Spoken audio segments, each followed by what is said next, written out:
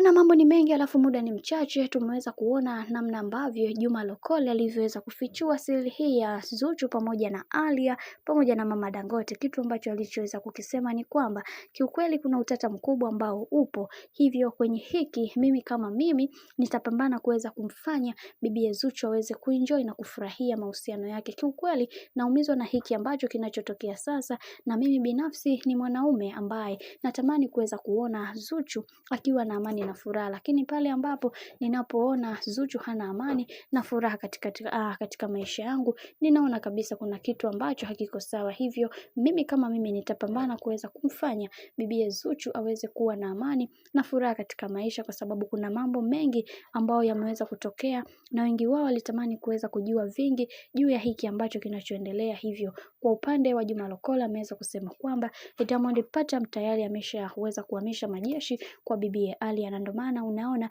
kelele zote hizi zinazoendelea, na ndio maana hata mwanamke anaamua kuweza kujimwamba fai kwa bwana mkubwa Diamond Platnumz na kwa mama mkwe pia. Hivyo tayari ameshaweza kupata kibali kutoka kwa Diamond Platnumz kwamba yeye ndiye ambaye atakayekuwa mke wa pili kwa sasa. Hivyo kwa upande wake anaona akashachukua nafasi kubwa ya yeye kuweza kumdhibiti kila kitu ambacho kinachoendelea katika maisha ya bwana mkubwa Diamond Platnumz. Yote kwa yote tumeweza kuona namna ambavyo bibie Zuchu alivyoweza kuumizwa na hiki, na wengi wao walimuonea huruma na kumwambia kwamba anatakiwa kuweza kukaza moyo konde ili maisha mengine yaweze kwenda, kwa sababu kuna mengi ambayo yameweza kutokea na wengi wao walitamani kuweza kujua vingi juu ya hiki ambacho kinachoendelea. Lakini ndo kama hivyo, kadri siku zinavyozidi kwenda ndivyo mambo ambavyo yanavyobadilika kwa upande wake. Tuendelee kumwombea bibi Zuchu awe moja kati ya mwanamke mwenye thamani kwa bwana mkubwa Diamond Platnumz, kwani kwa hiki ambacho kinachoendelea kiukweli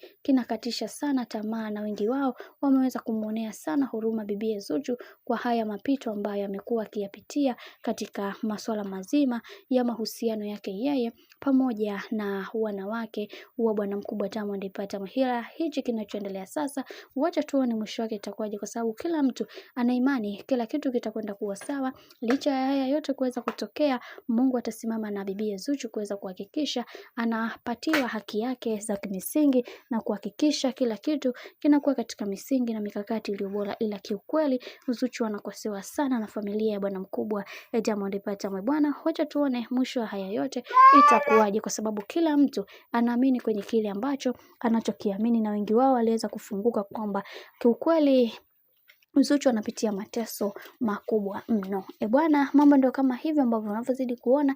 Mimi nikusihi kama ndo mara yako kwanza, basi usisahau kusubscribe, kulike, kushare pamoja na kucomment.